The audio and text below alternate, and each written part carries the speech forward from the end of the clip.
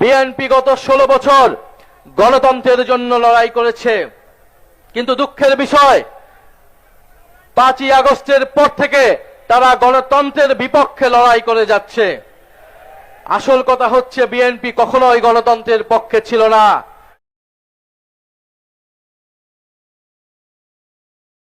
সরকার যদি গণভোটের রায়ের আলোকে জুলাই সনদ বাস্তবায়ন না করে, তাহলে গণ আন্দোলন এবং গণ অভ্যুত্থান পর্যন্ত যেতে আমরা বাধ্য হব।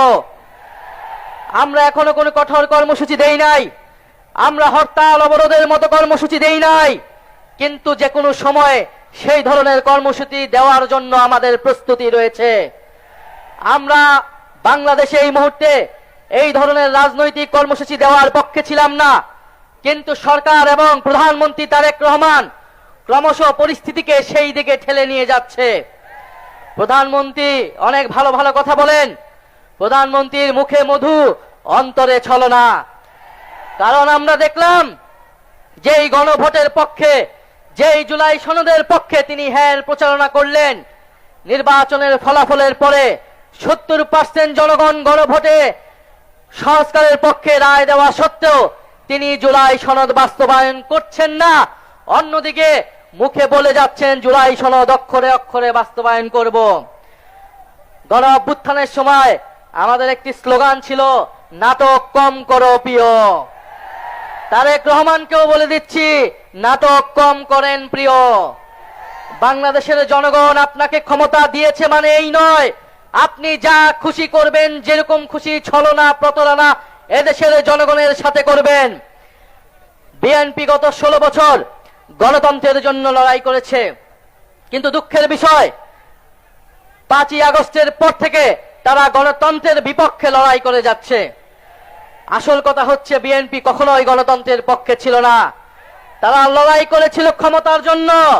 তারা গণ অভ্যুত্থানে আমাদের সাথে কাঁধ মিলিয়েছিল ক্ষমতার জন্য, নিজেদের স্বার্থ হাসিল। এখন তারা পরিবর্তনের কথা বলে না, এখন তারা সংস্কারের কথা বলে না, এখন তারা 31 দফার কথা বলে না, এখন তারা সংবিধান সংস্কার কমিশনের কথা বলে না, বরং এখন তারা বলছে তারা নাকি কোনোদিনই সংবিধান সংস্কারের কথা বলে নাই। অথচ তাদের 31 দফার প্রথম দফাটি হচ্ছে সংবিধান সংস্কার কমিশন গঠন করা হবে। অতএব সংবিধান সংশোধন কমিটির নামে যে প্রহসন এই জাতির সাথে করা হচ্ছে, শেখ হাসিনা এই ধরনের প্রহসন করে আজকে তার পরিণতি হয়েছে সে দিল্লিতে আছে।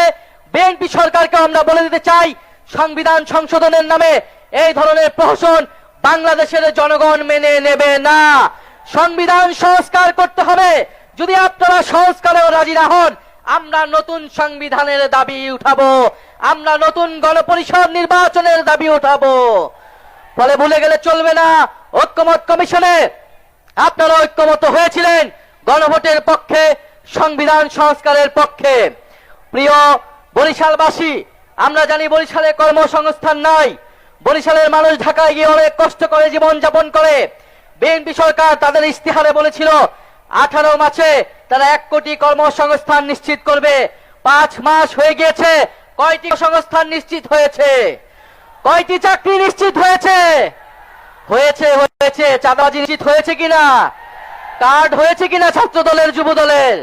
কর্মসংস্থান নিশ্চিত হয়েছে, সাধারণ জনগণের নয়, চাঁদাবাজদের, ছাত্র দলের, যুব দলের, শ্রমিক দলের, কৃষক দলের কর্মসংস্থান নিশ্চিত হয়েছে।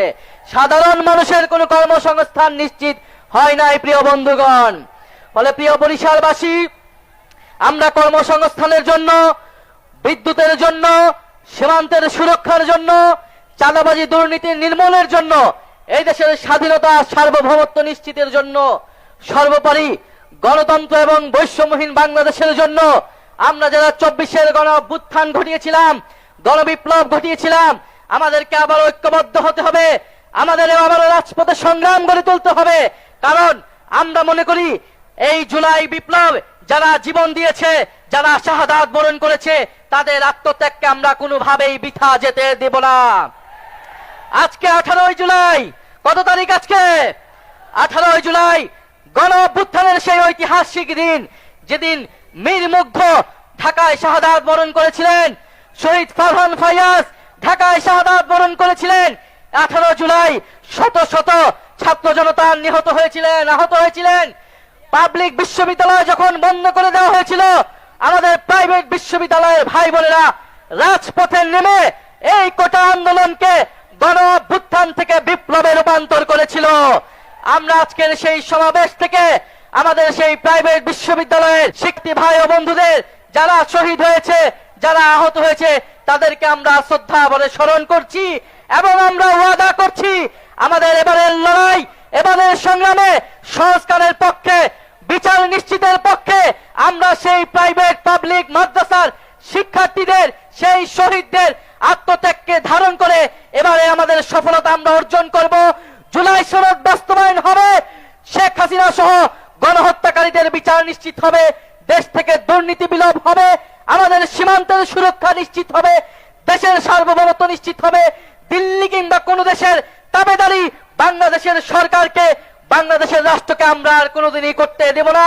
বরিশালের মানুষ ঐক্যবদ্ধ হন। বরিশাল থেকে যদি গণজাগরণ তৈরি হয়, ইনশাল্লাহ বাংলাদেশের প্রতিটি